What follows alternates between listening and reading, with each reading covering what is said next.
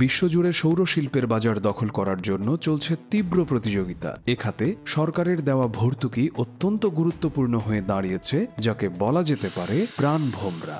Tony নিকেশ আগে বেকারিতে কাজ করতেন। একটি কোর্সের আওতায় ব্যাপক প্রশিক্ষণ নেওয়ার পর নিজের ক্যারিয়ার বদলে ফেলেন তিনি। এখন তার কাজ সৌরশক্তির প্যানেল স্থাপন করা। এখানে আয় ভালো। দীর্ঘদিন ধরে সৌর প্যানেলের যে দাম ছিল সেই তুলনায় এখন দাম অনেক কমে গেছে। এখন সৌর বিদ্যুতের উপর কোনো ভ্যাট বা আয়কর দিতে হয় না। নতুন বাড়ির নকশায় এগুলোকে অবশ্যই রাখতে হবে।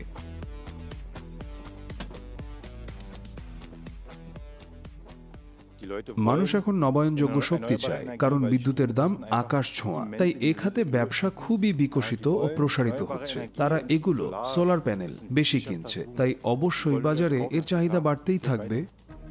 গত বছর জার্মানিতে যে সংখ্যক সোলার প্যানেল স্থাপন করা হয়েছে তা আগের যে কোনো বছরের চেয়ে বেশি ছিল।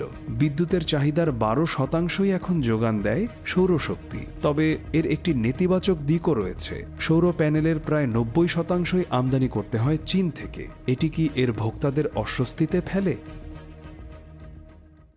মূল ব্যাপারটা হলো এটি দেখতে সুন্দর এবং এটি ভালো কাজ করবেই।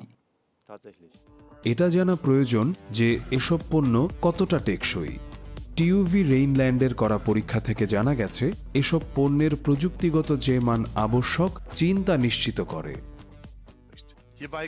সৌর প্যানেল দূরপ্রাচ্য থেকে এসেছে নাকি ইউরোপ বা আমেরিকা মহাদেশ থেকে এসেছে তা দিয়ে কোনো পার্থক্য তৈরি হয় না। জার্মানির যে কয়েকটি সোলার প্যানেল উৎপাদনকারী প্রতিষ্ঠান চীনা সরবরাহকারীদের সঙ্গে তীব্র প্রতিযোগিতার মধ্যেও টিকে রয়েছে। তাদের মধ্যে একটি মায়ার বার্গার। তবে এই শিল্পে আধুনিক প্রযুক্তি মোটেও সবচেয়ে গুরুত্বপূর্ণ বিষয় নয়। এখানে গুরুত্বপূর্ণ হলো কোন দেশ এর পেছনে সবচেয়ে বেশি ভর্তুকি দিচ্ছে, এবং সে দেশটি হচ্ছে চীন। এই কারখানায় যত খরচে সৌর প্যানেল উৎপাদিত হচ্ছে তার চেয়ে কম খরচে এশিয়া বা অন্য কোথাও উৎপাদন সম্ভব নয়, কিন্তু ভর্তুকি কৃত্রিমভাবে বাজারের হালচাল পাল্টে দেয়। এর মানে হলো এখানে আমরা প্রাথমিক পর্যায়ে কম খরচে বিনিয়োগ বাস্তবায়ন করতে পারি না।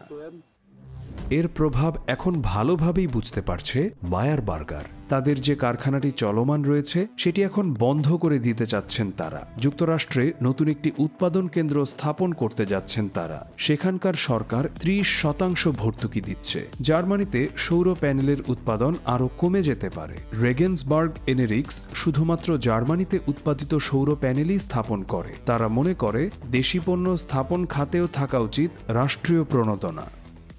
আমরা যদি জার্মানিতে দীর্ঘমেয়াদী উৎপাদন কেন্দ্র চাই তাহলে আমাদের জার্মান পণ্যের বিক্রিবাট্টা বাড়াতে হবে। সম্পূর্ণভাবে আমদানি নির্ভর দেশ হওয়া মোটেও সুদূর প্রসারী কোনো চিন্তা হতে পারে না।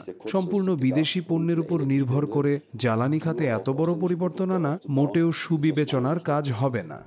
তাহলে করণীয় কি? একদিকে রয়েছে কম দামে পণ্য সরবরাহে সক্ষম চীন, অন্যদিকে কর ছাড় দিয়ে বিদেশি প্রতিষ্ঠানগুলোকে বিনিয়োগে আকৃষ্ট করছে যুক্তরাষ্ট্র।